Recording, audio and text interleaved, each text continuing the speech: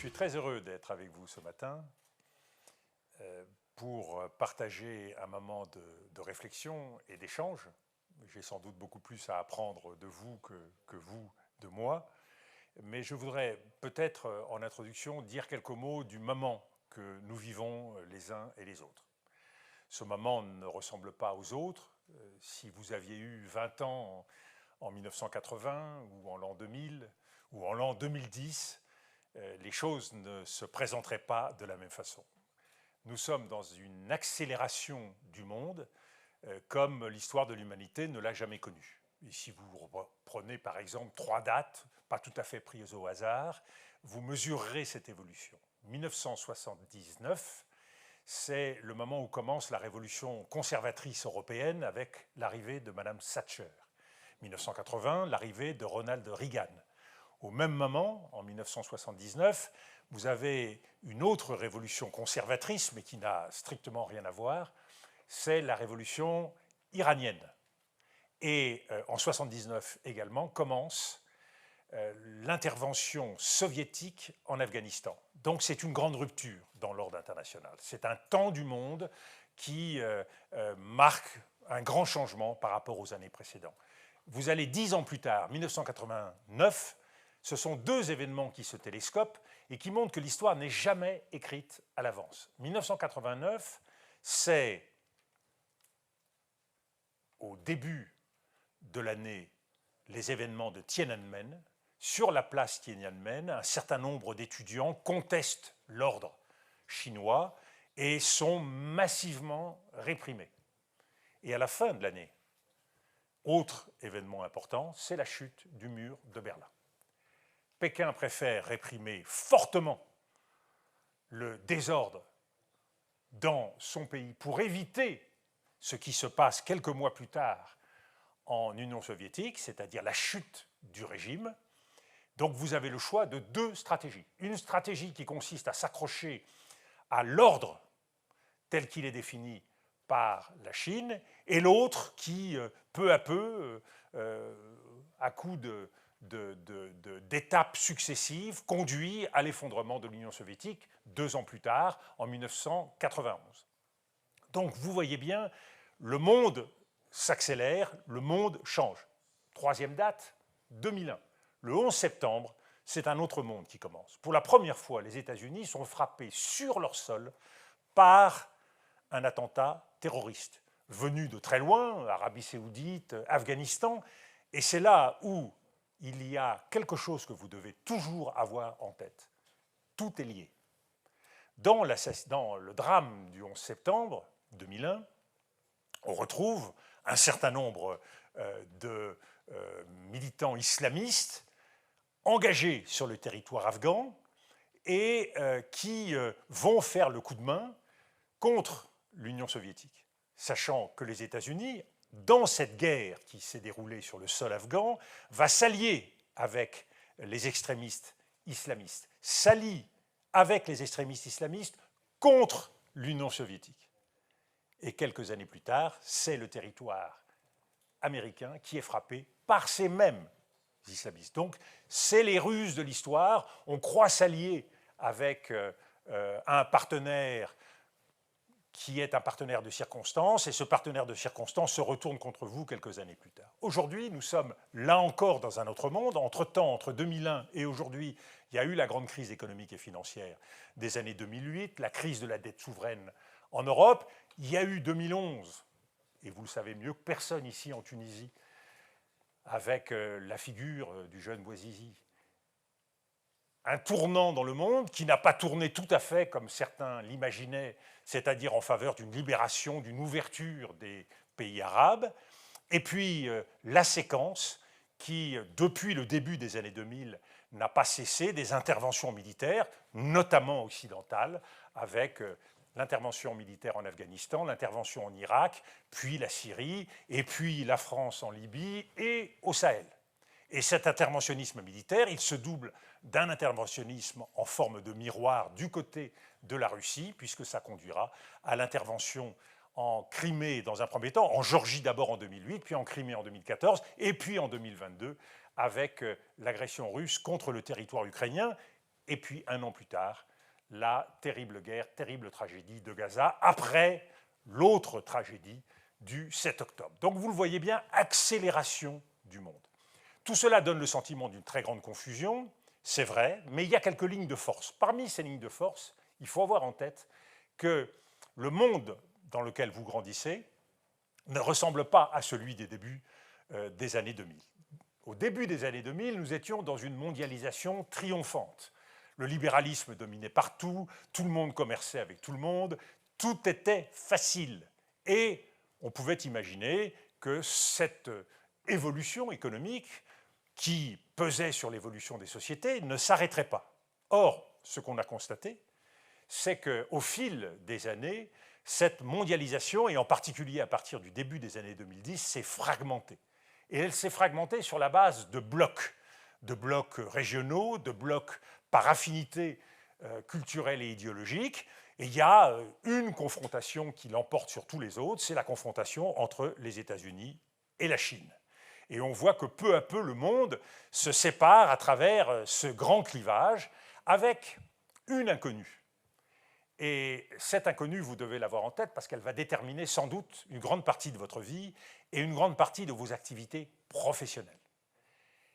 C'est la capacité ou pas de certains blocs à s'opposer à cet affrontement entre la Chine et les États-Unis, dont on doit bien penser qu'il ne peut pas non plus s'accompagner ou exclure des moments de communauté de vue entre ces deux États. Nous sommes à un moment où il y a effectivement une convergence entre les hommes forts, une convergence entre Donald Trump, Vladimir Poutine et même Xi Jinping. Quand vous regardez la dernière stratégie de sécurité américaine qui est sortie il y a quelques jours, on constate une volonté de désescalade des Américains vis-à-vis de la Chine, alors qu'on pensait que tout allait exploser dans la rencontre entre ces deux pays. On constate une volonté de dégel qui nous a surpris depuis le sommet en Alaska entre Vladimir Poutine et Donald Trump, et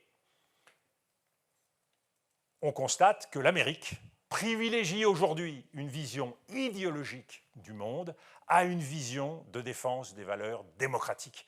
Donc de ce point de vue-là, le monde qui était pendant longtemps séparé entre l'Occident et le reste du monde, le monde aujourd'hui, l'Occident aujourd'hui tel que nous l'avons connu, vole en éclats. Ce qui unit l'Europe et les États-Unis, on ne peut plus dire que ce sont la défense des valeurs démocratiques. Et non seulement ce ne sont plus les valeurs démocratiques qui unissent l'Europe et les États-Unis, mais les États-Unis donnent le sentiment de vouloir se retourner contre l'Europe pour des raisons idéologiques, en contestant à l'Europe eh bien, son avancée civilisationnelle, son équilibre civilisationnel, et on voit bien que l'Amérique va chercher dans les prochaines années à modifier l'évolution politique et démocratique de l'Europe. Pourquoi ça va changer nos vies des deux côtés de la Méditerranée? Parce qu'il y a deux hypothèses. Soit l'Europe et le Sud global, donc le Maghreb, l'Afrique, le Moyen-Orient, sont capables d'inventer un chemin qui nous permette de répondre à ces deux blocs qui sont en train de se renforcer, ces deux empires qui sont en train de se renforcer, soit nous ne sommes pas capables de faire face, et alors nous serons obligés de nous aligner sur l'un ou l'autre de ces empires. Et donc c'est la question de la souveraineté de nos États, c'est la question de la souveraineté de nos destins qui se joue tant en Europe qu'ici au Maghreb ou au Moyen-Orient. Est-ce que nous vivrons à l'heure du diktat permanent de la part de Donald Trump ou de tout autre leader impérial, ou est-ce qu'au contraire nous serons capables de nous organiser et de défendre ce à quoi nous croyons?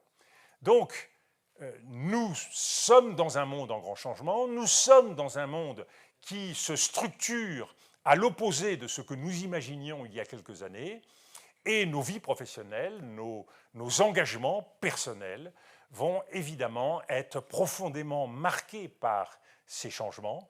Il y aura des choix à faire, des choix de vie à faire. Le monde n'a plus la simplicité qu'il avait pendant des décennies. Un jeune Français ou un jeune Européen pensait, imaginait assez facilement que son avenir, c'était de faire des études en France, puis d'aller, dans le meilleur des cas, à Harvard, et puis après, de mener une vie professionnelle n'importe où à travers le monde. Les choses ne se passeront pas comme ça dans l'avenir. Il y a un raidissement des États, il y a un jeu des empires, et il y a de nouvelles dimensions dans la vie qui est la nôtre. Et je terminerai par deux dimensions qui me paraissent importantes. La première dimension qui change nos vies à tous, c'est la dimension écologique. Nous sommes dans un monde de la rareté. Le monde aujourd'hui n'est plus un monde de l'illimité. Toute nouvelle découverte énergétique de produits fossiles a une capacité à peser sur la planète, a une capacité à mettre en cause notre environnement, une capacité à contribuer davantage au réchauffement climatique, à la ruine de la biodiversité. Et de ce point de vue-là, notre monde, malheureusement, change vite et pas dans la bonne direction. La dernière COP30 qui s'est réunie à Belém n'a pas été capable de prendre des mesures à la hauteur des enjeux, et ça va aussi peser sur nos vies à tous. Le deuxième élément sur lequel je veux terminer, c'est l'enjeu du numérique et l'enjeu technologique. Nous sommes dans un monde où la liberté de nos esprits ne se détermine pas de la même façon. Pour un jeune comme moi, dans les années 60, tout passait par la lecture. Si on voulait faire de bonnes études, il fallait lire des livres, et lire des livres, ça voulait dire la capacité à s'enfermer chez soi pendant de longues heures. C'était des dizaines, des centaines d'heures à tourner des pages. Aujourd'hui, l'information ne nous vient pas de la même façon. Donc notre médiation avec le monde, notre façon d'acquérir des connaissances, ce n'est pas pareil de lire un livre de 800 pages ou de scroller sur TikTok ou sur Instagram dans des formats de 10 secondes. Ce n'est pas le même rapport au monde. Ce n'est pas la même capacité à soutenir son regard, à soutenir sa concentration, à raisonner, à penser et à structurer son esprit. Vous devez être conscient du fait que ces technologies, ces algorithmes vont considérablement changer votre façon de réfléchir, votre façon de penser, et en particulier vont suspendre vos raisonnements, votre capacité critique à quelque chose de beaucoup plus éphémère. Dans les temps anciens, prenez une figure comme Albert Camus, la question de l'histoire, la question de la révolution, la question de la colonisation était soumise à un travail de très longue haleine. C'était des dizaines, des centaines de livres qu'il fallait aligner pour pouvoir former son jugement. Aujourd'hui, vous avez 3 vidéos TikTok et vous êtes convaincu de détenir la vérité sur tel et tel sujet parce que vous avez vu quelque chose. Et ça a une traduction sur les médias, ça a une traduction sur les débats intellectuels, ça a une traduction sur les débats politiques. Prenez quelqu'un comme Donald Trump, il ne passe pas 3 heures à réfléchir et examiner un dossier. Moi, j'ai vu Jacques Chirac, j'avais mon bureau pendant 7 ans à côté de lui, mais passer des soirées entières à essayer de comprendre un problème local, un problème économique, un problème d'implantation industrielle, une question diplomatique, mais des heures et des heures. Donald Trump, il se lève le matin, il écoute Fox News, il regarde sa chaîne YouTube, et en 3 minutes et demie, il croit avoir compris le monde. Et il s'exprime sur le monde, sur tous les sujets. Nous perdons cette puissance que donne le silence, l'étude, le raisonnement, le sens critique et la capacité à débattre, puisque nous détenons immédiatement, ou nous avons le sentiment de détenir immédiatement la vérité. Et donc nous perdons y compris l'humilité que doit en permanence exiger toute acquisition de savoir. L'esprit critique part de l'idée que ce que nous savons peut être remis en cause par une autre information, par un autre point de vue, et être enrichi par ces points de vue. C'est-à-dire que quand nous nous soumettons aux lois du numérique, nous sommes en permanence portés à être renforcés dans l'idée première que nous avons. C'est ce qu'on appelle le biais cognitif, un biais algorithmique.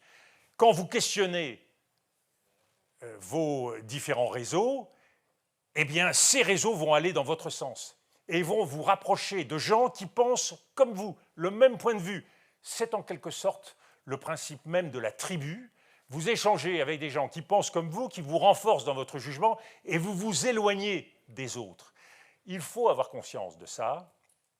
Aujourd'hui, pour penser tout simplement, c'est beaucoup, beaucoup, beaucoup plus difficile qu'à mon époque. Parce que vous avez l'information immédiatement, vous interrogez ChatGPT, vous avez la réponse en 1/1000 de seconde. Moi, il fallait faire 3 recherches, lire 10 livres et faire la synthèse de tout ça.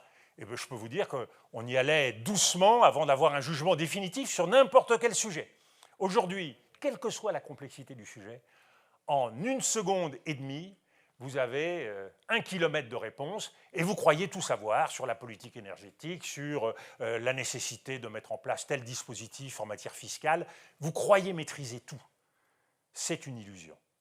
Et il faut, pour penser, il faut encore plus pour décider, maîtriser toute la chaîne des arguments et toute la chaîne des outils.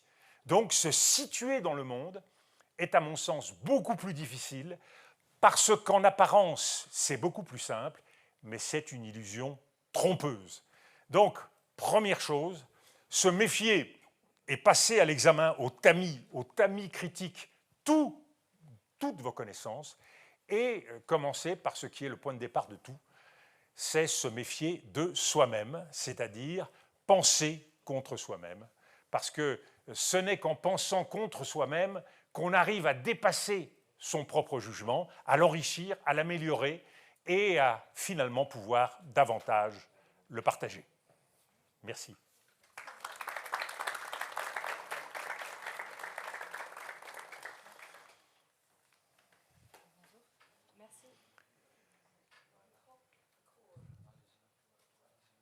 Merci, Monsieur de Villepin, pour votre intervention très enrichissante.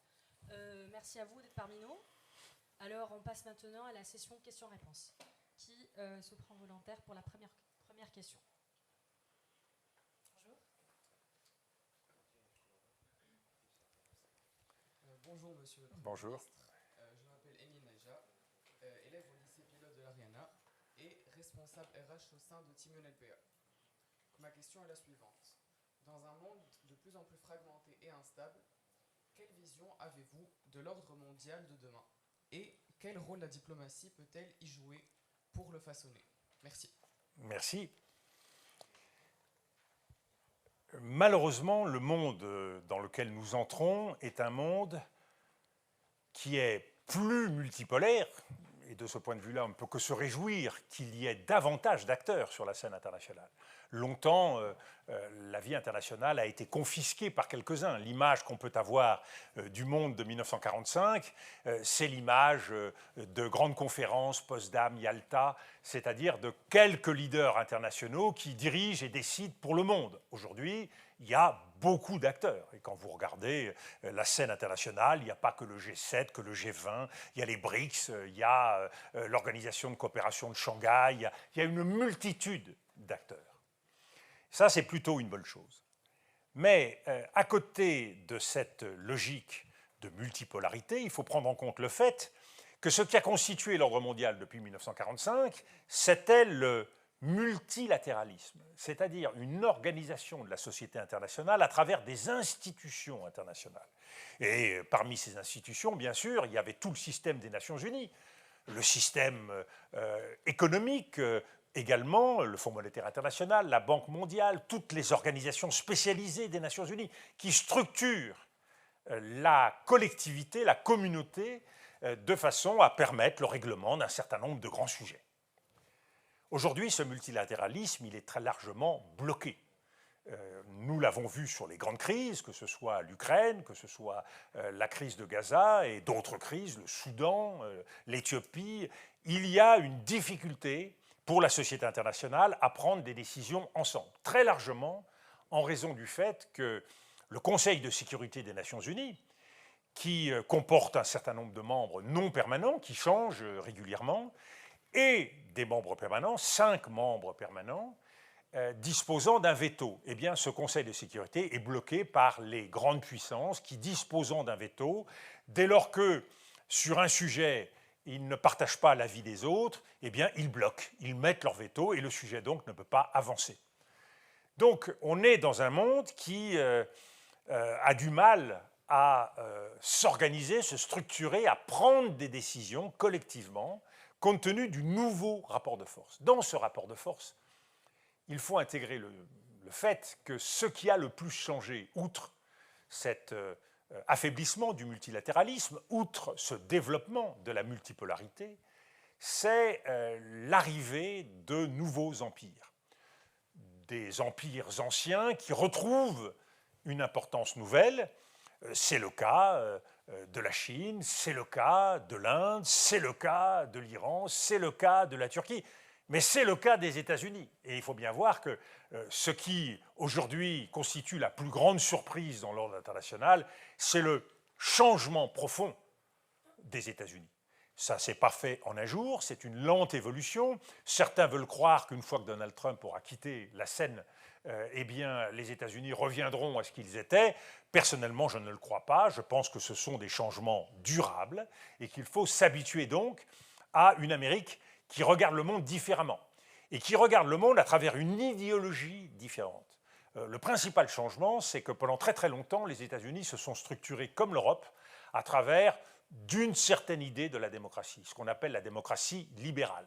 Il y a 3 fondements dans cette vision du monde.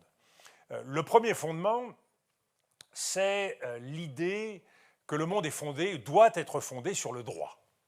C'est la règle de droit qui doit pouvoir permettre aux nations de commercer entre elles. Vous savez tous que depuis le sommet, les accords de Westphalie, le monde reconnaît les États-nations. Les États-nations constituent les points d'appui de la communauté internationale. Et c'est par la règle de droit, au fil des siècles, qu'ils ont de plus en plus structuré les relations qu'ils avaient entre eux.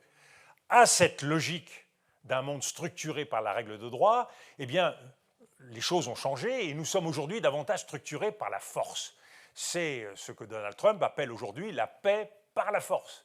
Il joue du rapport de puissance, et y compris au total mépris de la règle de droit. Quand Donald Trump revendique pour les États-Unis le Groenland, quand il revendique le Canada, ou qu'il revendique la souveraineté sur le canal de Panama, il fait ça en total mépris de la règle de droit. Quand la Russie agresse l'Ukraine, c'est au total mépris de la règle de droit. Donc nous sommes dans un monde où ce premier pilier a profondément changé.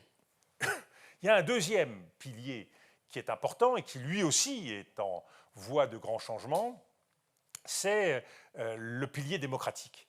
La démocratie traditionnelle, c'est la démocratie libérale, fondée sur le respect de l'état de droit, des contre-pouvoirs qui viennent équilibrer le pouvoir et qui doivent être respectés. C'est le Parlement, c'est même les médias, la justice. Aujourd'hui, là, beaucoup de ces démocraties, outre le fait que la démocratie est en régression dans le monde un peu partout, il y a de moins en moins de pays qui peuvent se revendiquer de la démocratie libérale, eh bien, on assiste à un basculement de la démocratie libérale vers la démocratie illibérale. C'est-à-dire que face à la montée d'un certain nombre de revendications, de peur, de colère, et en particulier une revendication spécifique qui est la revendication identitaire, le fait de rejeter à l'intérieur de certaines sociétés la présence de personnes, de groupes qui n'appartiendraient pas à ce groupe ou à cette société, fait qu'on conteste l'état de droit. On conteste la position des tribunaux, de la justice, on conteste le rôle d'un certain nombre de médias qui sont accusés d'être vendus à l'étranger ou de ne pas défendre l'intérêt général et l'intérêt national. Donc là, vous avez un deuxième pilier qui change extrêmement rapidement. Le troisième pilier qui montre la bascule de la société internationale, c'est le pilier économique. J'ai grandi dans un monde du libre-échange. La règle, c'était la règle du libre commerce. Et la formule qu'a retenue l'Union européenne pour dire sa vision du monde en matière économique et commerciale, c'est la concurrence libre et non faussée. Eh bien, tout ça, désormais, appartient très largement au passé, parce que de plus en plus, la règle économique, et on l'a vu avec l'offensive de Donald Trump sur le monde, la règle, c'est de plus en plus le protectionnisme. C'est face à ce qu'on considère comme des situations d'agression de telle et telle région du monde, on cherche à se protéger. Et c'est tout le défi qu'a l'Europe aujourd'hui. Faut-il multiplier les obstacles à l'arrivée, par exemple, des produits chinois, quand vous avez des plateformes comme Temu, Shein, qui envahissent de leurs produits les marchés européens? Est-ce qu'on accepte d'avoir des produits qui viennent comme ça et qui sont fabriqués avec des normes sociales et environnementales qui ne sont pas les mêmes que celles des producteurs européens? Est-ce qu'on accepte de voir nos économies enfoncées par une concurrence jugée déloyale? Deuxièmement, est-ce que face à la domination d'un certain nombre d'économies dans le domaine technologique, c'est le cas aussi de l'économie chinoise, avec des produits qui sont de très grande qualité et parfois beaucoup moins chers que ceux que nous fabriquons, les batteries, tous les panneaux solaires, eh bien, est-ce que nous restons inertes sans rien faire avec le risque de voir des pans entiers de notre économie démantelés, ou est-ce qu'au contraire, parce qu'on considère que ces industries dans ces pays ont bénéficié de subventions, d'avantages qui faussent la concurrence, nous considérons qu'il faille mettre un holà, mettre un obstacle à l'arrivée de ces produits. Par exemple, une taxe carbone aux frontières, ce que décide l'Union européenne. Donc, est-ce qu'il faut accepter que dans un monde où la concurrence est faussée par un certain nombre de situations, de règles, d'avantages, il ne faut pas corriger cela pour qu'on évite à nos économies de se retrouver dans une situation dramatique. Donc vous voyez bien, c'est un autre monde, c'est un monde qui a basculé, c'est un monde qui a changé et qui va continuer à changer sous le coup des rapports de force. Il y a aujourd'hui deux inconnues. La première, est-ce que la concurrence auquel nous assistons dans le monde d'aujourd'hui va continuer telle qu'elle, avec une multiplication de guerres locales, de crises locales, ou est-ce que nous allons assister à une entente entre des groupes de pays qui vont privilégier la stabilité sur la concurrence, qui est facteur d'imprévisibilité et d'instabilité? En d'autres termes, est-ce que les hommes forts, Donald Trump, Xi Jinping, Vladimir Poutine, vont décider un matin de se retrouver ensemble et de pactiser un nouveau Yalta, ou est-ce qu'au contraire, ils vont aller jusqu'à un éventuel affrontement entre leurs propres États? Donc vous voyez bien, le destin du monde, il est largement suspendu à ces évolutions, avec en arbitre deux groupes d'États, l'Union européenne, qui pour le moment est très timorée et qui n'a pas la capacité de réagir parce qu'elle est prise par surprise par l'évolution américaine et qui donne le sentiment de tout accepter des nouvelles attitudes américaines. Donc que va faire l'Union européenne et que va faire le Sud global? Et est-ce que le Sud global, est-ce que le Maghreb, le Moyen-Orient va tout à coup se dire, l'Afrique va tout à coup se dire, l'Afrique c'est 2,5 milliards de personnes en 2050, c'est 4 milliards de personnes en 2100. Est-ce que fort de cette capacité à peser dans l'avenir, est-ce que ces régions vont se structurer ensemble, nouer des partenariats et servir de contrepoids à la puissance chinoise, à la puissance américaine, qui de plus en plus sont dotés de réseaux qui leur donnent une capacité à agir sur le monde? Prenez par exemple le réseau des routes de la soie, ce qu'on appelle la ceinture et la route, qui a permis à la Chine de véritablement développer son action un peu partout à travers le monde, jusqu'au fin fond de l'Amérique latine, et ce qui donc conduit aujourd'hui les États-Unis à réactiver la fameuse doctrine Monroe de 1823 pour dire que l'Amérique latine était une chasse gardée des États-Unis et qui n'entendait pas que la Chine puisse prospérer dans cette région impunément. Donc vous voyez bien, on est devant des évolutions profondes et des interrogations concernant la façon dont ce monde pourra évoluer.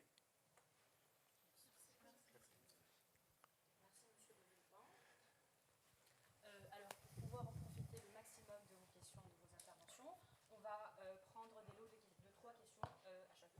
Donc, Ça va être très difficile de répondre à 3 questions à la fois parce que je vais les oublier. Donc ce que je vais faire, c'est que je vais répondre plus rapidement à chaque question. Mais on va faire une question après l'autre. D'accord, c'est comme vous voulez, monsieur. Alors, c'est vous. Bonjour.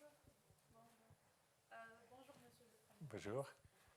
Je suis Safé Bargavi, une étudiante en master des relations internationales à l'Université centrale de Tunis.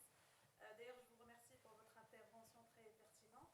Et donc, ma question pour aujourd'hui, c'est dans un monde où les réseaux sociaux façonnent les opinions et orientent les décisions politiques, les États peuvent-ils encore contrôler le récit public face aux acteurs numériques transnationaux?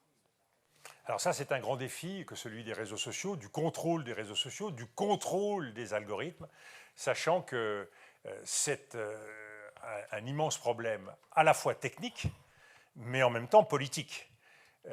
L'Europe a voulu essayer de se protéger de l'importance de ces réseaux et en particulier de l'offensive très grande des plateformes américaines. Et donc, très tôt, l'Europe s'est dotée d'une réglementation. Quand vous n'avez pas vous-même d'outils numériques, vous avez la possibilité de réguler le secteur du numérique. C'est ce que l'Europe a fait avec le commissaire européen de l'époque, qui était Thierry Breton, et elle a inventé un système de contrôle à travers ce qu'on a appelé le DSA, la directive des services, sur les services, et le DMA, c'est la directive sur les marchés du numérique. Et à partir de ces outils, nous sommes dotés, en quelque sorte, de moyens d'éviter que l'Amérique puisse faire n'importe quoi chez nous, puisque des sanctions importantes sont prévues. C'est ce qui est en cours avec Google, avec Facebook. Mais Donald Trump, voyant cela venir, a clairement indiqué que si l'Europe voulait appliquer ces réglementations, eh bien, les États-Unis augmenteraient considérablement leurs droits de douane vis-à-vis de l'Europe, donc prendraient des sanctions. Donc, il y a à la fois la question politique et il y a la question technique de la faisabilité. Cet équilibre, il est très très difficile, mais il est aussi stratégiquement important. Parce que ce n'est pas simplement une question qui touche à l'économie et qui touche à la technologie, c'est une question qui touche à la souveraineté politique des États. Si vous n'êtes pas capable de contrôler les plateformes numériques et que vous avez une grande puissance comme les États-Unis qui veut influencer vos opinions publiques, notamment sur le plan politique, pour promouvoir des partis extrémistes, c'est ce qu'a dit l'Amérique au cours des derniers mois, c'est-à-dire la volonté de promouvoir ce qu'on appelle des partis patriotes, sous-entendu les extrêmes droites, eh bien vous avez donc des réseaux numériques qui vont faire campagne contre la démocratie en essayant de promouvoir des partis politiques qui, eux, s'affranchissent de cela et qui sont proches soit de Vladimir Poutine, soit des États-Unis. Donc, c'est un enjeu de souveraineté absolument majeur, ce qui vous explique que certains États autoritaires ferment les réseaux numériques, empêchent l'accès pour se constituer eux-mêmes à travers leurs propres réseaux souverains. Donc, c'est un enjeu pour les prochaines années extrêmement compliqué et qui doit être mené à la fois sur le plan de la négociation politique, de la négociation technique, et qui doit se situer sur le plan de la défense de nos démocraties. Merci, monsieur. Alors, qui est le suivant?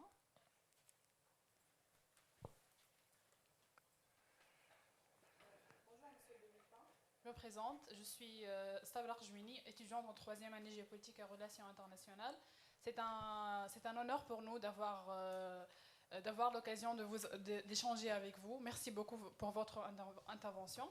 Donc, notre question, en quoi les récentes politiques européennes en énergie, sécurité et migration reconfigurent-elles les relations Union européenne et Afrique du Nord et influencent-elles la souveraineté des pays de la région? Merci. Question difficile. Vous avez raison. Nous sommes dans un moment où la question des réseaux est une question centrale.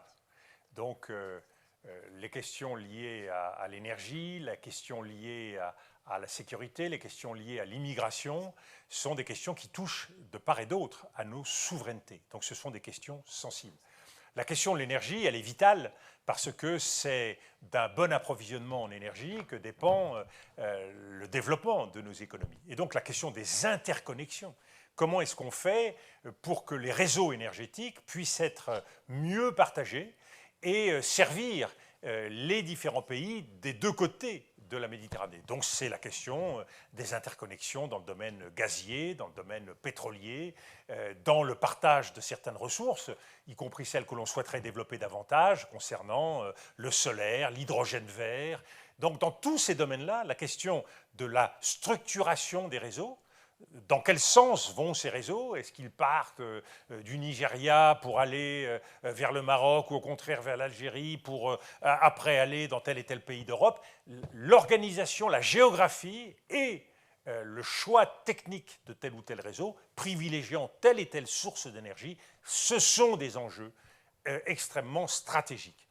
Concernant la sécurité, c'est aussi un enjeu majeur parce que nous avons constaté au fil du temps que la question des trafics d'êtres humains, de drogue, le système des passeurs et de l'immigration clandestine s'est beaucoup développé au fil des années. Et donc, du côté de l'Union européenne comme du côté du Maghreb, et de ce point de vue-là, la coopération avec la Tunisie s'est considérablement développée au cours des dernières années, eh bien, vise à pouvoir structurer des accords permettant à chacun de jouer son rôle. La Tunisie, en matière d'immigration, est à la fois un pays d'origine de l'immigration, c'est aussi un pays de destination de l'immigration. Donc il y a une somme de défis et de difficultés qui existent entre nous, avec la nécessité d'essayer de trouver une règle commune. À la fois une règle économique, une règle technologique, on l'a vu en ce qui concerne l'énergie, et une règle de société ou de civilisation, pour tout ce qui concerne les droits humains, pour tout ce qui concerne le respect des libertés.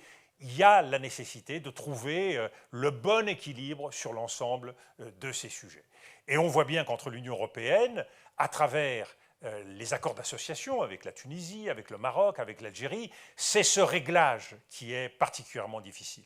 Faire en sorte, et c'est un des grands enjeux pour nous Français, face à la question de ce qu'on appelle les OQTF, les obligations de quitter le territoire français, comment fait-on pour que des immigrés illégaux et posant problème venus sur notre territoire puissent être repris par les pays d'origine de cette immigration? Ça suppose donc des accords. Faut-il faire en sorte que ces accords de retour puissent être liés à des accords économiques, voire à des accords sur les droits humains? C'est tout l'enjeu du package qui est aujourd'hui discuté entre Bruxelles et chacune des capitales du Maghreb.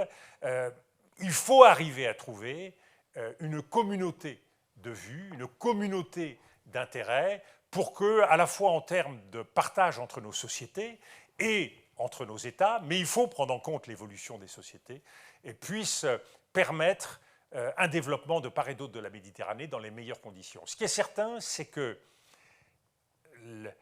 l'évolution doit aller dans le sens d'un développement de ces partenariats, doit aller dans le sens d'un développement de ces coopérations. La question, aujourd'hui pour moi, et je termine là-dessus, est-ce que nous sommes capables de changer d'âge? On le voit, le monde avance vite. Pendant très longtemps, la coopération entre le Maghreb et l'Europe s'est construite sur l'idée d'aide au développement. En gros, il y avait le Nord qui aidait le Sud. Je pense que les choses ont complètement changé et qu'il faut les poser complètement différemment. Il faut les poser en termes de voisinage. Je vous l'ai dit, le monde se structure en nouveaux blocs, entre nouvelles alliances des régions. Eh bien, dans le cadre de ces nouveaux blocs, il y a un intérêt commun à ce que le Nord de la Méditerranée et le sud de la Méditerranée puissent travailler ensemble à égalité. Et donc, comment faire en sorte, dans le cadre d'une politique de voisinage, pour que nous puissions trouver le bon équilibre de façon à servir le développement de part et d'autre. On le voit dans des secteurs où aujourd'hui la Tunisie a fait un travail considérable. On voit les start-up tunisiennes aujourd'hui beaucoup se développer. On voit des technologies beaucoup s'affirmer sur le territoire de la Tunisie et des entreprises européennes venir en Tunisie pour profiter de ce savoir-faire et de ces compétences. Eh bien, comment on peut organiser, structurer ces écosystèmes pour servir l'emploi ici en Tunisie en même temps que les échanges de l'autre côté de la Méditerranée. Donc vous voyez bien, ce sont des organisations qui supposent à la fois un travail d'affinement sur le plan du droit, sur le plan de la règle politique, sur le plan de la compréhension et des normes. Donc il y a tout un ensemble de travail qui est à faire pour que nous puissions trouver le juste équilibre entre nos sociétés. Merci. Merci beaucoup, monsieur. Qui est le suivant?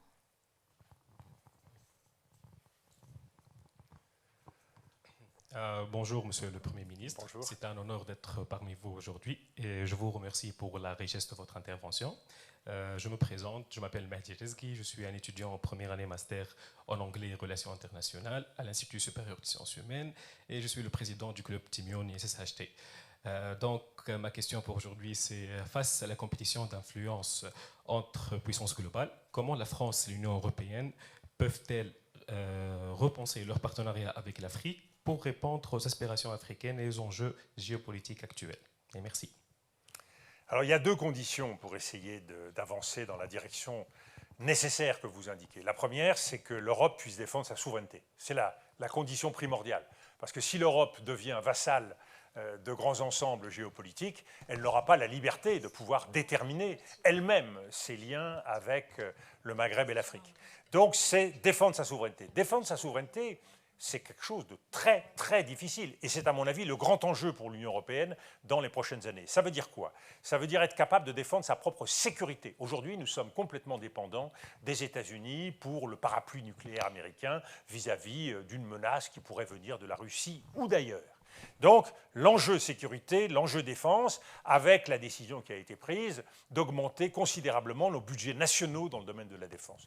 Deuxième enjeu de souveraineté, c'est l'enjeu technologique et numérique. Nous n'avons pas les mêmes moyens que les États-Unis. Est-ce que nous sommes capables de protéger nos territoires et peu à peu nous doter d'outils qui permettent d'affermir cette souveraineté? Je pense à l'idée d'un cloud souverain. Comment faire en sorte, si vos entreprises ne peuvent pas bénéficier d'un cloud souverain et protégé, eh bien tout simplement de protéger vos données. Si vos données sont ouvertes ou appartiennent aux États-Unis, vous êtes perdu. Troisième clé, est-ce que nous sommes capables, si nous ne sommes pas capables d'avoir l'équivalent des plateformes américaines, est-ce que nous sommes capables d'avoir une politique de chiffrement de nos données qui nous permettent de garantir la sécurité de ces données? Si vos données de santé, si vos données financières sont entièrement dans la main des États-Unis ou d'un autre pays qui, lui, a les plateformes indispensables, eh bien, vous êtes en grande difficulté. Donc, avoir les moyens de maîtriser et de garantir la fiabilité et la sécurité de vos propres données.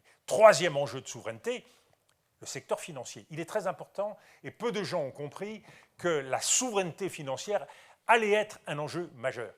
Le temps où il n'y avait que les monnaies nationales, le dollar évidemment ayant une prééminence compte tenu du privilège exorbitant qu'a le dollar, il est révolu ce temps-là. Nous avons maintenant des crypto-monnaies, nous avons des monnaies numériques de banque centrale et nous avons ce qu'on appelle les stablecoins qui sont des jetons numériques que peuvent utiliser les grandes entreprises et notamment les plateformes numériques. Et ces jetons numériques sont garantis sur le plan de la valeur par rapport à une monnaie centrale, comme le dollar. Donc ça veut dire que si ces monnaies se développent en Europe, eh bien vous aurez une monnaie équivalent dollar qui va se développer dans tout le système financier français ou européen, mettre en danger toute l'activité de nos banques et, à terme, bénéficier du caractère extraterritorial du droit américain. Donc vous êtes totalement dans la dépendance des États-Unis. Sans vous en être rendu compte, par le secteur financier, vous perdez votre souveraineté. Donc, vous le voyez, sur l'ensemble de ces enjeux, il y a un combat qui est à mener. L'Union européenne, dès lors qu'elle est capable de garantir sa souveraineté, a un intérêt primordial, parce que c'est une fois de plus sa zone naturelle. L'Amérique se rend compte, les États-Unis se rendent compte qu'ils ont un intérêt vital à préserver leurs liens avec l'Amérique latine. Nous avons un intérêt vital à rester dans un lien très fort avec ce qui constituera l'avenir de l'humanité dès le milieu et la fin du XXIe siècle, qu'est l'Afrique, le Maghreb, l'Afrique, le Moyen-Orient. Pour beaucoup de raisons, c'est une zone qui évolue très rapidement. Qui évolue très rapidement sur le plan de son organisation. Quand vous prenez en compte ce qu'on appelle la ZLECAf, la zone de libre-échange du continent africain, c'est un changement considérable que la capacité de s'organiser entre États africains pour privilégier des relations interafricaines qui aujourd'hui sont insuffisantes. de la même façon. L'un des grands défis du Maghreb, c'est de privilégier les relations commerciales entre pays du Maghreb, qui sont extrêmement faibles. Chaque pays du Maghreb commerce avec le monde, mais commerce très peu avec les voisins. Alors que les pays voisins ont la capacité d'exporter chez leurs voisins des produits à un prix beaucoup plus faible qu'ils ne le feraient s'ils les envoyaient, ces produits, à l'autre bout du monde. La proximité constitue un avantage économique qu'il faut prendre en compte.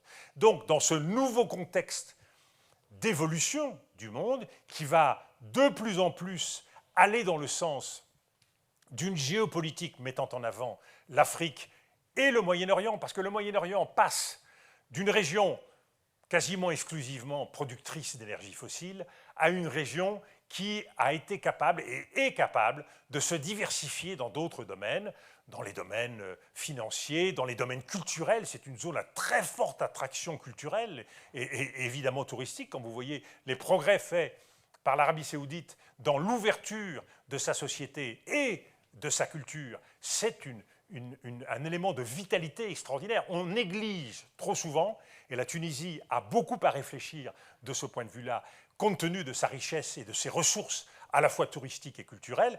Réfléchissez à la stratégie d'un pays comme la Corée du Sud. La Corée du Sud est devenue une des principales nations disposant d'industries culturelles au monde en quelques années, avec leurs groupes musicaux, avec leur cinéma. Cet écosystème culturel est une ressource non seulement de recettes économiques, mais d'influence dans le monde considérable. C'est-à-dire qu'on ne réfléchit jamais suffisamment à la diversité des moyens qui permettent à un État d'acquérir une nouvelle dimension. Et de ce point de vue-là, la Tunisie, comme les autres pays du Maghreb, dispose de capacités, de ressources d'une extraordinaire attractivité qu'il serait dommage de ne pas développer. Donc, penser l'avenir, penser le monde, c'est évidemment être capable de mieux partager nos ressources, nos capacités, nos qualités, et il y a une complémentarité entre les deux rives de la Méditerranée évidente. Quand vous voyez la Chine exporter à travers le monde grâce à un système économique et industriel qui aujourd'hui ne bénéficie pas seulement à la Chine, mais à tous les États voisins, le Vietnam, les Philippines, l'Indonésie, eh bien l'Europe, du point de vue de sa stratégie de diversification industrielle, doit pouvoir bénéficier des compétences technologiques de la jeunesse tunisienne, algérienne, marocaine, pour pouvoir réorganiser dans une chaîne de valeur beaucoup plus courte et qui bénéficie par ailleurs du même langage, la francophonie. C'est un élément de vitalité et de partage considérable entre l'Union européenne, la France et le Maghreb et l'Afrique. Merci monsieur pour votre intervention encore une fois. Qui c'est qui voudrait poser une question? Bonjour.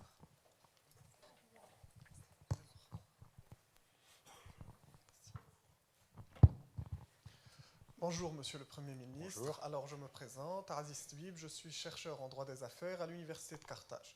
Ma question est, quel avenir pour l'accord de partenariat tuniso-européen et comment une potentielle révision de cet accord pourrait faciliter encore plus les relations d'échange entre les entreprises tunisiennes et faciliter leur accès au marché européen? Merci. Défi important pour la Tunisie comme pour l'Union européenne. Cet accord, sur le plan économique et stratégique, il était évidemment essentiel dès lors qu'il détermine le cadre dans lequel nous opérons. Et vous le savez, rien n'est plus important pour deux ensembles géographiques que d'être capable de poser un cadre dans la durée.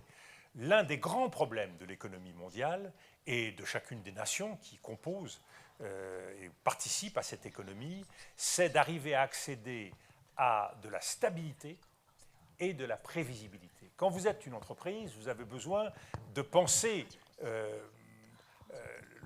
votre devenir dans la durée, au fil des années. Ce n'est pas juste l'année qui compte, c'est que va-t-il se passer dans 5 ans, dans 10 ans. Vous avez besoin de stabilité fiscale, vous avez besoin de stabilité légale, de la règle de droit, vous avez besoin de la possibilité, quand vous investissez sur le développement d'un marché, vous avez besoin de savoir que ce marché ne va pas se fermer pour une raison ou pour une autre. Or, que s'est-il passé dans les dernières années? Nous l'avons vu à l'échelle mondiale. Multiplication des entraves. Regardez la situation de l'Organisation mondiale du commerce, totalement en panne. Multiplication des entraves commerciales. Multiplication des entraves posées par les États en tout genre. Normes, brevets, qui compliquent les investissements et les stratégies des entreprises ou des États. Et puis, vous avez un troisième élément qui peut entraver, qui ont été constitués par les sanctions politiques décidées par les États. Quand tout à coup, pour une raison X, un marché se ferme, eh bien, c'est tout l'écosystème économique qui en supporte les conséquences. Donc aujourd'hui, nous avons une équation difficile dès lors que nous parlons de commerce ou d'économie, c'est la prise en compte de 3 dimensions qui, de plus en plus, constituent le cadre dans lequel les États interagissent. La première dimension, c'est la relation structurée, organisée, commerciale, économique, industrielle, entre nos différents espaces géographiques. La deuxième dimension, c'est la stabilité politique, c'est faire en sorte que le dialogue qui existe entre nos États puisse être un dialogue qui soit construit en confiance et qui puisse être respectueux d'un certain nombre de règles communes qui facilite les rapports entre les États. Et puis il y a un troisième domaine qui est tout ce qui touche à l'organisation de nos sociétés, à nos visions culturelles, tout ce qui touche aux droits humains et qui participe aussi de cette capacité des États à mieux commercer, à mieux échanger entre eux.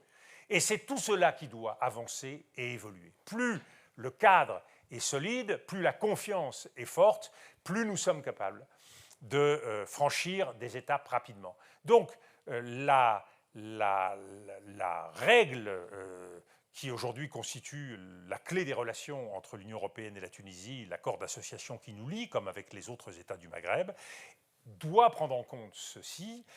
Dans l'ensemble de nos accords d'association, il y a un certain nombre d'obligations, l'article 2 notamment, qui touche aux questions de la vie politique et aux questions de droits humains. Tout ceci pèse, tout ceci compte, et à nous à chaque fois d'essayer de prendre en compte la situation des autres États, sachant que entre nos territoires, je le dis et le redis, il y a un enjeu historique majeur.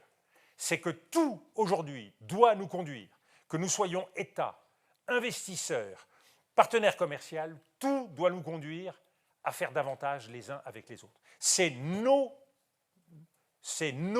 intérêts respectifs qui sont en jeu. Il y a un deuxième élément, c'est qu'il y a un atout historique entre l'Union européenne, et particulièrement la France d'ailleurs et la Tunisie, c'est l'importance des diasporas. Quand vous avez la chance d'avoir des jeunes franco-tunisiens qui ont des savoir-faire, qui sont formés, qui ont des idées, qui ont des projets, et ici, de jeunes Tunisiens qui sont formés, qui ont des projets et qui ont une ambition, eh bien, naturellement, ça crée un espace de co-construction, de co-partenariat, de co-activité formidable. Donc que nous soyons capables de prendre en compte le développement de ces diasporas, que nous soyons capables d'ensemencer les projets, c'est-à-dire d'amorcer par des moyens financiers spécifiques, et ça vaut la peine que nous soyons capables d'avoir des dispositifs d'encouragement, d'investissement qui permettent d'accompagner un certain nombre des jeunes pousses, des jeunes entreprises de part et d'autre de la Méditerranée pour consolider les relations entre nos États.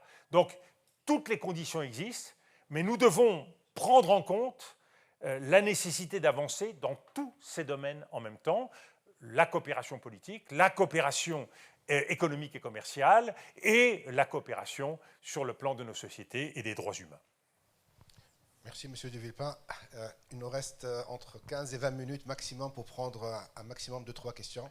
Donc, si vous voulez, s'il y a d'autres questions pour M. de Villepin. Alors, bonjour Monsieur de Villepin. Je me présente, c'est Fatma Zahra, je suis chercheuse en droit économique, spécialement la gestion des crises financières et budgétaires par les États membres de l'Union européenne. Merci pour votre intervention, c'était très riche et du coup vous avez parlé de la souveraineté des États, le fait qu'ils doivent se défendre, ils doivent se protéger. Et ma question est la suivante, comment les États peuvent concilier entre la souveraineté nationale et l'interdépendance mondiale, surtout dans un contexte géopolitique marqué de tensions. Merci. Alors c'est évidemment une question difficile pour tous les États. La question du partage de coopération entre les États pose la question de la souveraineté. Je prends un exemple historique récent. Vous avez encore en France et dans des pans importants de la société beaucoup de réticence à l'évolution de l'Union européenne, considérant que nous devrions, et beaucoup de partis politiques se battent sur cette ligne, nous devrions davantage rapatrier un certain nombre de domaines de responsabilité de l'Union européenne pour que nos nations, chacune de nos nations, la nation française, puisse retrouver de la souveraineté et de la responsabilité propre. Nous sommes devant un défi sur le plan historique.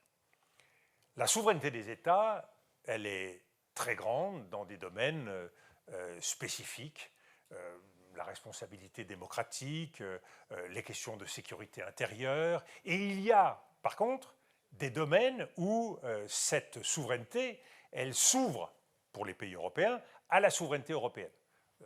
L'agriculture, les grandes politiques européennes, et il y a des domaines où nous cherchons à renforcer nos solidarités. C'est le cas, par exemple, des questions d'asile et de migration, où il y a un nouveau package qui est en voie d'adoption, qui prévoit de nouvelles réglementations qui nous permettront de faire face à ces enjeux.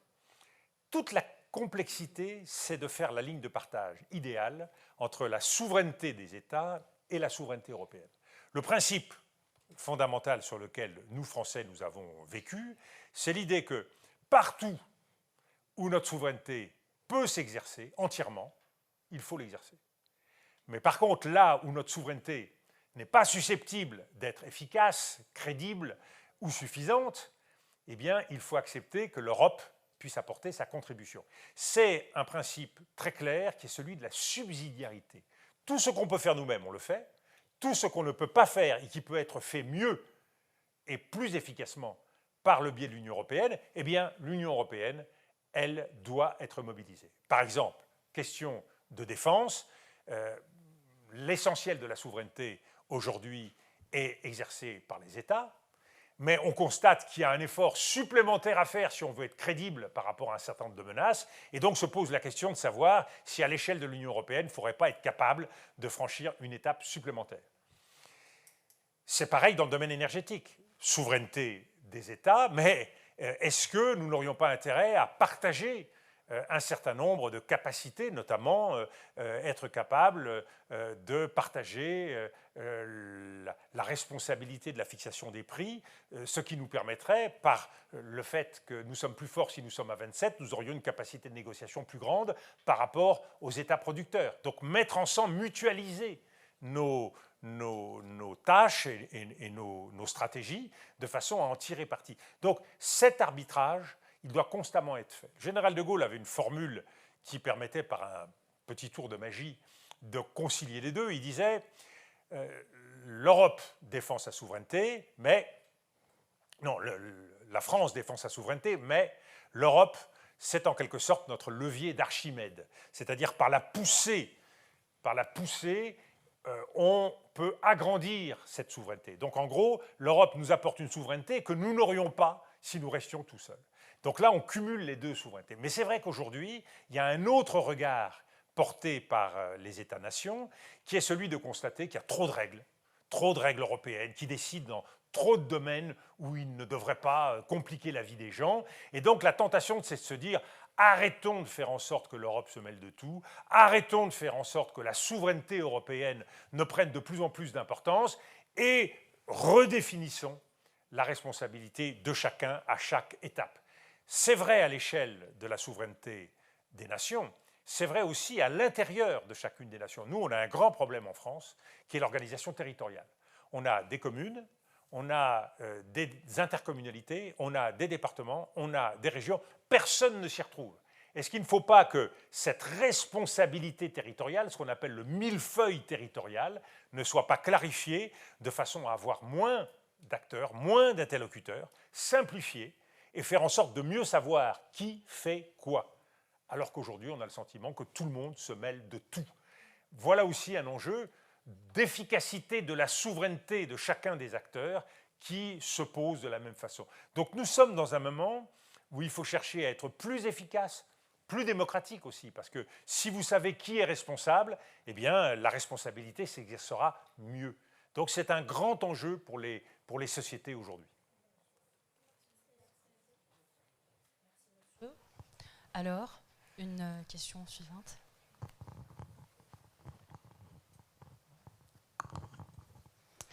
Bonjour Monsieur Dominique, je me présente, Loué Salemi, banquière et créatrice de contenu économique. Merci pour cette masterclass riche et très inspirante. Alors, concernant ma question, j'aimerais savoir quel impact économique et géopolitique peuvent découler des droits de douane imposés par les États-Unis.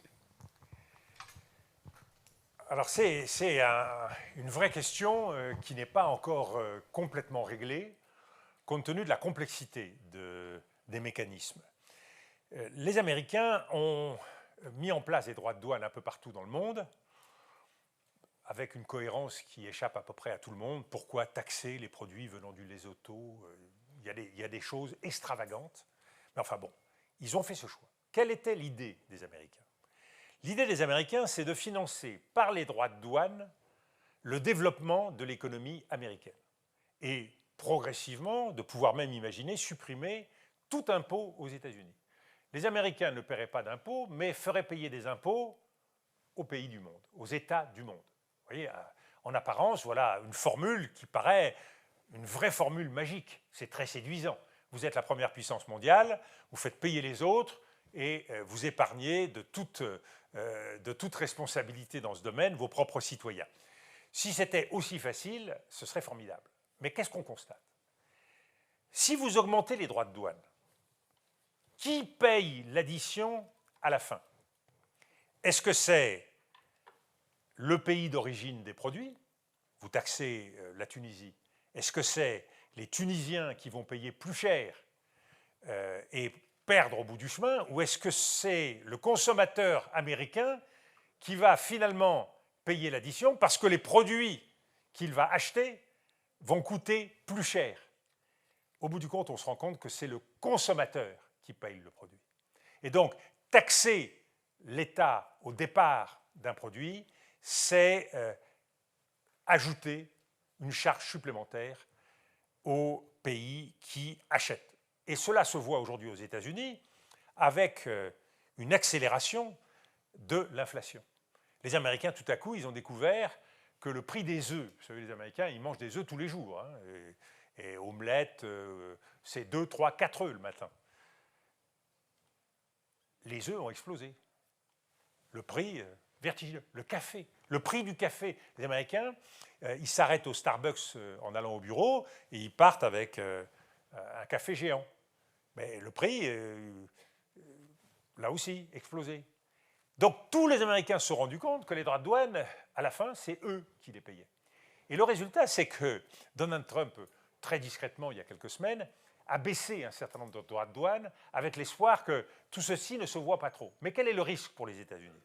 Le risque pour les États-Unis, c'est qu'ils entrent dans un schéma d'augmentation de l'inflation, et puis parce que les produits vont devenir plus chers, de décroissance, et donc le risque, c'est la stagflation, la stagnation de l'économie et une augmentation de l'inflation de l'autre côté. Parce que les États ne restent pas sans réagir. Et il y a un cas d'école, qui est le seul véritablement qui a illustré le problème auquel se confrontaient les États-Unis, c'est que le pays que les États-Unis voulaient viser le plus, c'est la Chine. Et dans un premier temps, ils ont voulu mettre 50% de droits à la Chine, puis après, parce que la Chine réagissait mal, ils ont voulu mettre 100%, 120%. Qu'a fait la Chine? La Chine, elle a dans la main une production qui n'existe quasiment pas ailleurs, ni en termes de production, ni en termes de transformation de cette production. C'est ce qu'on appelle les terres rares. Les terres rares, on en a tous dans nos iPhones. Tous les produits technologiques aujourd'hui utilisent des terres rares.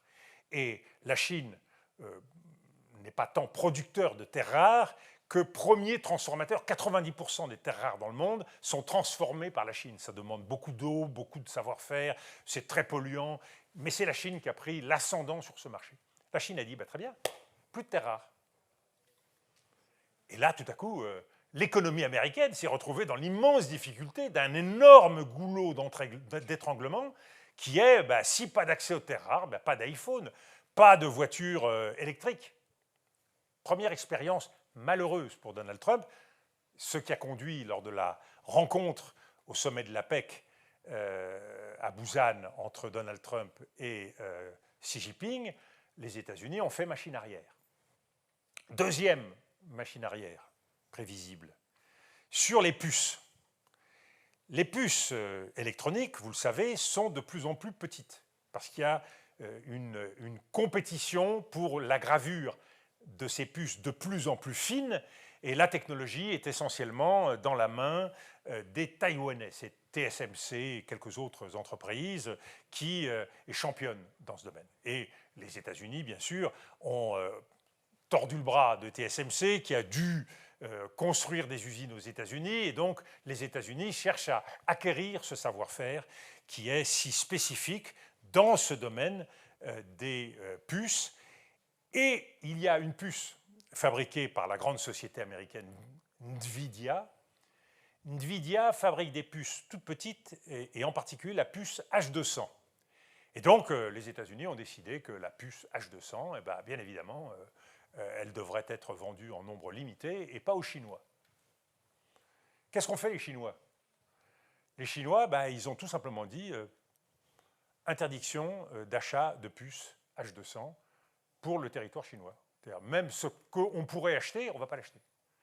Et non seulement on ne va pas l'acheter, mais on va forcer nos entreprises à accélérer la recherche pour faire mieux que les Américains et faire des puces encore de meilleure qualité. Et donc, ils ont donné des instructions, et quand les Chinois donnent des instructions, en général, c'est suivi des faits. Ils ont donné des instructions à Huawei, toutes les grandes entreprises chinoises, de rattraper le retard, vite.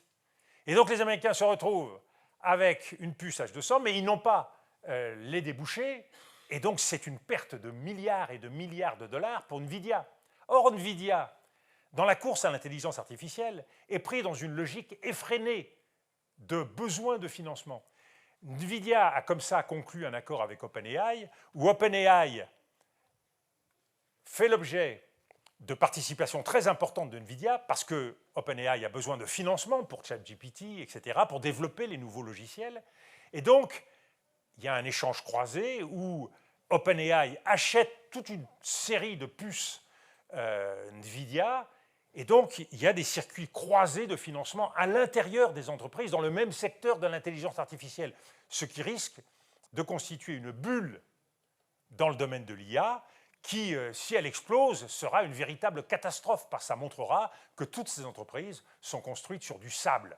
Il y a eu une bulle Internet, vous vous en rappelez pas, mais à la fin des années 90, et aujourd'hui le risque, c'est qu'il y ait une nouvelle bulle intelligence artificielle. Or, ces ruptures de marché, ces ruptures géopolitiques, cette politique des droits de douane totalement incohérente, elle enlève de la prévisibilité aux grandes entreprises. Et elle risque à un moment donné de les placer au pied du mur, devant de grosses difficultés financières.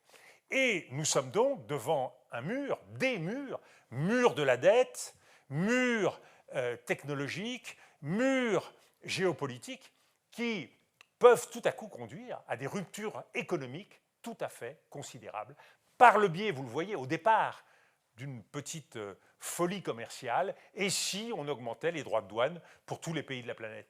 On ne touche pas à des grands équilibres. C'est comme le corps humain. Vous ne pouvez pas faire n'importe quoi. Vous pouvez décider que vous ferez beaucoup de sport, que tous les jours vous courrez 100 km, et au bout de 15 jours, vous constaterez que votre corps commence à brinque-baller. Vous pouvez décider de ne pas faire de sport du tout, et vous verrez votre taux de cholestérol monter. Tout ça nécessite de respecter des équilibres. Nous sommes des organismes qui doivent être équilibrés. Et donc, il faut bien se nourrir, beaucoup dormir, faire en sorte de ne pas fumer, de ne pas boire, etc., etc. Ça donne un équilibre global. Eh bien, c'est pareil pour les organismes économiques. Et la clé du monde, c'est la stabilité et la prévisibilité. Vous voyez, on a passé un budget, nous, en France, il y a 2 jours, qui a été très, très critiqué. Le budget social, ce qu'on appelle le projet de loi de finances pour la sécurité sociale. L'enjeu, c'était, est-ce qu'il vaut mieux pour un pays comme la France adopter un budget, même si on considère qu'il n'est pas bon, parce qu'il augmente par trop les déficits, ou est-ce qu'il vaut mieux prendre le risque de ne pas avoir de budget? Eh bien, l'Assemblée nationale a décidé qu'au bout du compte, il valait mieux avoir un mauvais budget que pas de budget du tout. Et bien voilà les choix du monde. C'est comme ça que les questions se posent dans notre monde. Il n'y a pas forcément de bonnes solutions, mais ce qui est sûr, c'est qu'il y a de plus mauvaises solutions. Et plutôt que de choisir les mauvaises solutions, ben, il faut choisir les moins mauvaises. Voilà le luxe qui nous est donné. Merci, Merci. monsieur. Nous passons à la dernière question.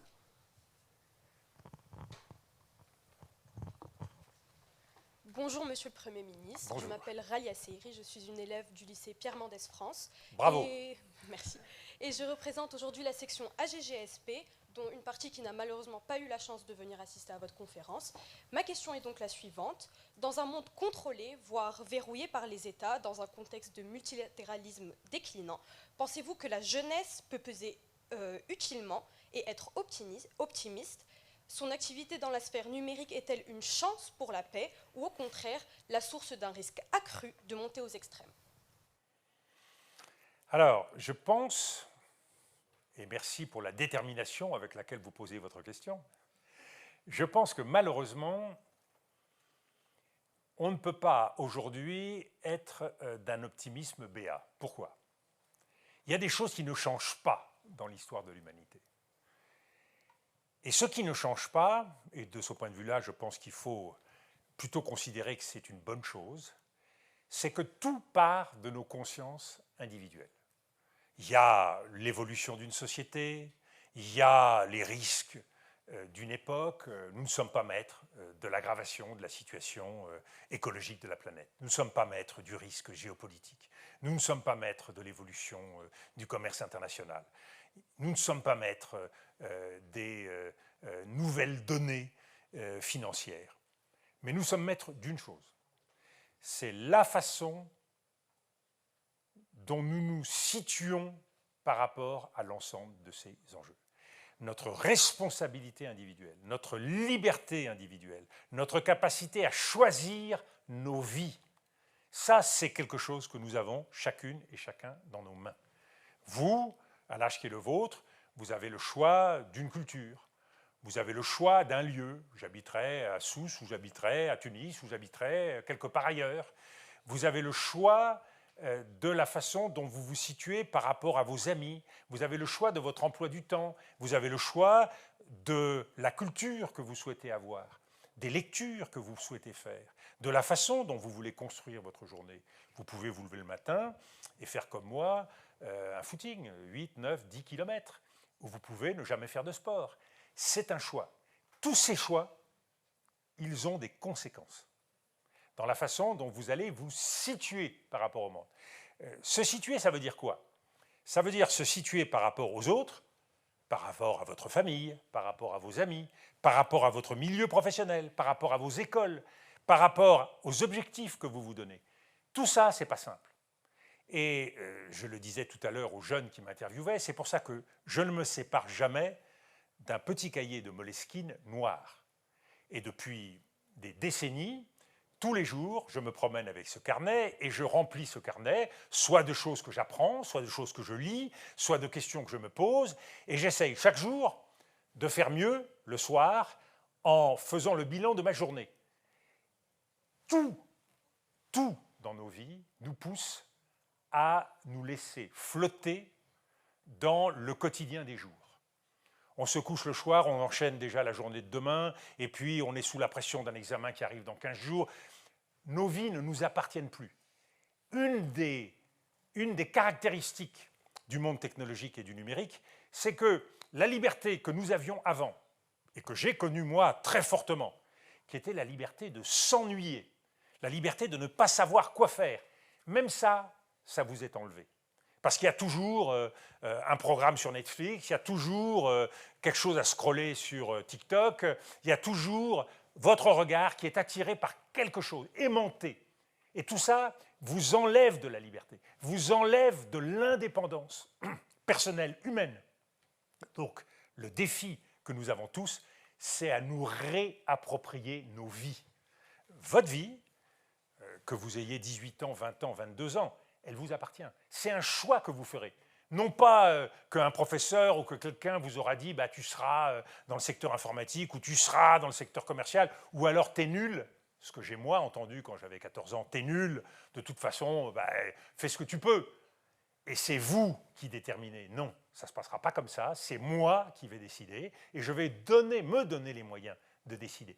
Donc cette liberté, vous devez encore plus vous battre que je n'ai eu à me battre ou que ma génération a eu à se battre, parce que tout, dans l'ordre du numérique, dans l'ordre du technologique, vous enlève de la capacité de choix. Donc aujourd'hui, il faut s'obliger, se donner des armes, se donner des moyens pour exister individuellement. Je vous donne un exemple qui me frappe beaucoup. Quand vous allez aujourd'hui au restaurant, où que ce soit dans le monde, la plupart des gens ne se parlent pas. La plupart des gens, y compris les amoureux, ne se parlent pas, ils sont sur leurs réseaux sociaux. Eh bien, je suis désolé, d'abord c'est très mauvais pour la santé de regarder la télévision ou de regarder son portable.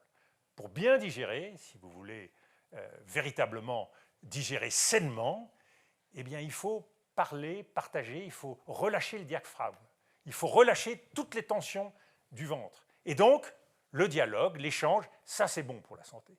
Vous mangez, vous parlez. Des choses aussi simples de l'hygiène de vie font que vous allez regagner de la capacité à avoir du temps pour vous poser la question, est-ce que j'ai bien fait tel devoir, est-ce que j'ai bien pris telle décision, et ne pas subir. Le choix aujourd'hui, c'est soit subir en prenant l'autoroute de la vie, autoroute technologique, autoroute de la vie qu'on a choisie pour vous, ou est-ce que vous allez vous-même choisir de qui vous voulez être, quelle personne vous voulez être. Et le risque, c'est de se laisser guider par les technologies, mais aussi par ses passions, et pas forcément les bonnes passions. On a tendance, tous, à se mettre en colère, à être irritable, à dire des choses qu'on ne pense pas à sa famille, à ses amis ou à d'autres. Eh bien, être capable régulièrement de revenir sur cela, de faire le point sur cela, pour choisir la personne qu'on veut être. Le métier, la personne, le milieu, le pays, le destin, tout cela se construit. C'est dans vos mains, mais malheureusement, souvent, c'est au moment où la vie se termine qu'on se rend compte qu'on a laissé filer beaucoup de sa souveraineté. La souveraineté, elle n'existe pas, c'est ce que je défends dans mon dernier livre, elle existe bien sûr pour les États. Souveraineté des États. Elle existe pour les régions. Souveraineté à l'échelle de l'Union européenne. Mais la souveraineté intérieure, elle existe aussi. Comme le dit très bien quelqu'un qu'on n'ose pas citer parce qu'il est très très très à gauche, qui s'appelait Bakounine, nous sommes nos maîtres. C'est nous qui décidons de nos vies. Et c'est quelque chose qu'on a tendance trop souvent à oublier. Merci. Je vous remercie, Monsieur Dominique de Villepin. Par contre, j'invite Monsieur le ministre Yazid Sebag pour dire un petit mot. Applaudissez, Monsieur Yazid. Écoutez, merci. Moi, j'écoute et j'entends souvent Dominique de Villepin à Paris et dans toutes ses interventions. Et je pense qu'il était important et judicieux au moment présent qu'il puisse directement aujourd'hui c'est plus qu'une bonne parole, mais en tout cas vous décrire le monde tel qu'il le perçoit. C'est un homme d'expérience, c'est un homme courageux, et je retiens deux choses. Bien sûr, il vient de décrire le monde complexe dans lequel on vit, d'une part. Deuxièmement, il a décrit l'interdépendance dans laquelle se trouve le Maghreb, où il y a 100 millions d'habitants, versus l'Europe. On a à la fois du voisinage, on a de l'histoire commune, on a des intérêts communs, des conflits. Tout ceci va peser. C'est un tournant dans le désordre mondial aujourd'hui, mais il a également parlé de diaspora. Moi, je pense que c'est une donnée extrêmement importante dont on n'a pas tenu compte beaucoup ces temps-ci. Vous avez des contacts en France, ou vous êtes en France, il va falloir s'exprimer et il est important que vous preniez la parole et vous participez au débat public en France qui n'a pas ce niveau. Vous le constatez quand vous les écoutez, les hommes politiques français, ils n'ont pas ce niveau, cette pénétration, cette connaissance des données mondiales telles qu'elles se présentent aujourd'hui. En tout cas, sachez que je pense exprimer sa pensée. Je pense que le poids des diasporas va être extrêmement important. Nous sommes une composante importante de la société européenne, méditerranéenne, et puis je dirais, on est le produit de cette mixité entre le Maghreb et l'Europe. Voilà, merci. Merci à vous, Monsieur Yazid. Nous arrivons enfin à la fin de notre masterclass pour aujourd'hui. Nous étions avec Monsieur Dominique de Villepin. Bienvenue, monsieur, encore une fois, ancien Premier ministre de la République française. Nous vous remercions pour votre intervention assez enrichissante et pour les informations que vous avez pu nous fournir. J'essaierai de faire mieux la prochaine fois. Alors, j'invite tout le monde, merci bien à vous aussi d'avoir participé. Je vous demande de faire une photo collective, tout le monde, si vous permettez. Et puis, vous pouvez passer à la pause café juste dehors. Merci beaucoup, encore une fois.